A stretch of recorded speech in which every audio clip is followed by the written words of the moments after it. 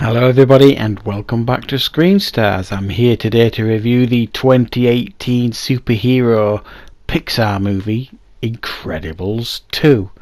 A film that I've been really wanting to watch since it was released, and because my son's a little bit older now, he wasn't really interested in going to see it.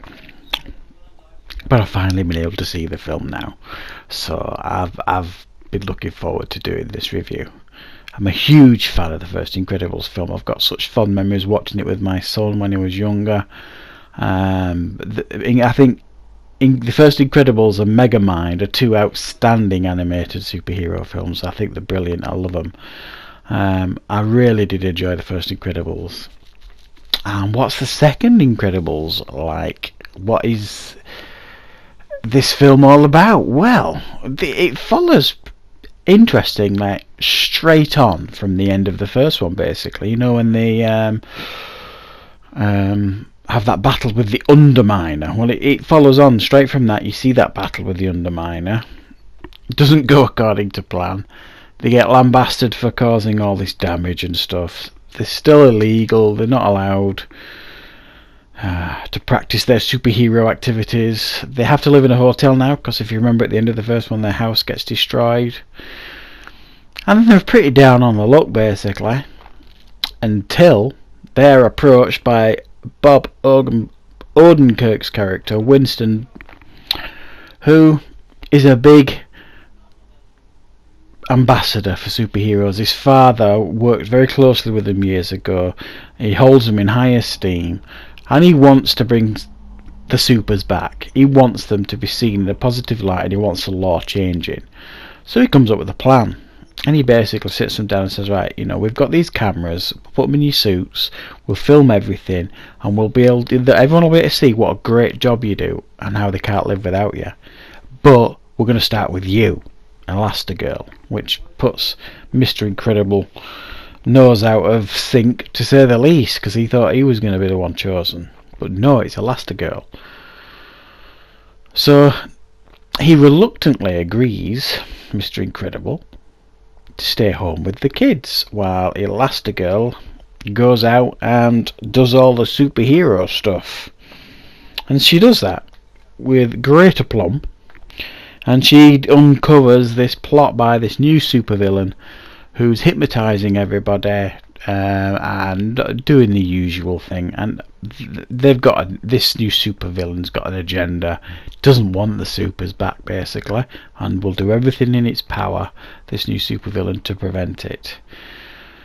So you've got Elastigirl out in the world being a super, and you've got Mr. Incredible at home trying to be the best dad he can be and failing pretty miserably at times. And then it obviously leads to this huge battle at the end, very similar to the first one in that sense. It's like a big battle. What did I think of this film? I thought it was bloody great. Hugely entertaining, and at times absolutely hilarious. I just thought the scenes at home with Mr. Incredible, with the kids, and especially Jack the little baby, just had me in tears of laughter. It was so funny, all them baby stuff, and I thought it was going to get tiresome, because after watching the trailers, I thought, oh, is that what it's going to be about? It's all Jack stuff at home, and I thought that were going to get tiresome. It really doesn't get tiresome. It just gets better. It was so funny. I really found parts of this film truly hilarious, guys. I really did. I thought they got the balance just right between the family dynamics and the super stuff and trying to be a good parent. So all the messages were right in this film for your kids and everything. Really, I'm being honest, guys, I'm struggling to find faults with this film, if I'm being truthful. The only faults I suppose I could give it is it felt a little bit rinse and repeat by the end in regards to the battle. And I'm not really sure you needed Frozone. I think they just wanted Samuel L. Jackson back.